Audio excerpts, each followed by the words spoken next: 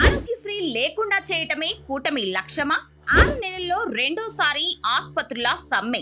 బకాయిలు చెల్లిస్తామన్న హామీని తప్పిన ప్రభుత్వం. ఇదంతా ఆరోగ్యశ్రీ నిర్వీర్యానికేనని ప్రతిపక్షం.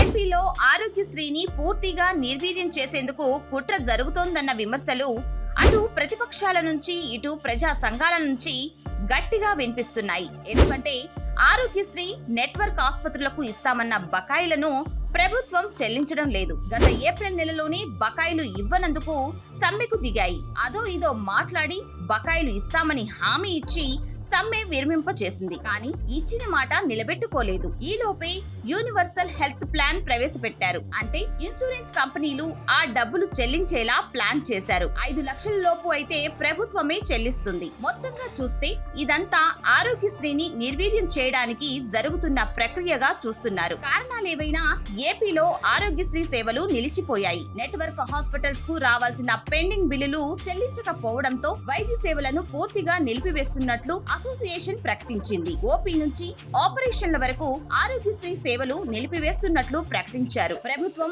650 కోట్ల రూపాయల బకాయిలు విడుదల చేసే వరకు చర్చలకు వెళ్లకూడదని ఆసుపత్రుల అసోసియేషన్ నిర్ణయం తీసుకుంది. రాష్ట్ర వ్యాప్తంగా ఆసుపత్రులకు 2700 కోట్లకు పైగా బకాయిలు చెల్లించాల్సి ఉంది. పేదల ఆరోగ్యంతో ప్రభుత్వం చెలగాటం ఆడొద్దని హెచ్చరిస్తుంది బీసీవై పార్టీ. నెట్వర్క్ హాస్పిటల్స్ కు బకాయిలు చెల్లించి తక్షణమే వైద్య సేవలు పునరుద్ధరించాలని డిమాండ్ చేస్తున్నారు బీసీవై పార్టీ అధినేత బోడే రామచంద్ర యాదవ్. పేదలకు ఆసరాగా ఉన్న ఆరోగ్యశ్రీ సేవలను నిర్వీర్యం చేసే ఆలోచనే చేయొద్దని హెచ్చరిస్తున్నారు.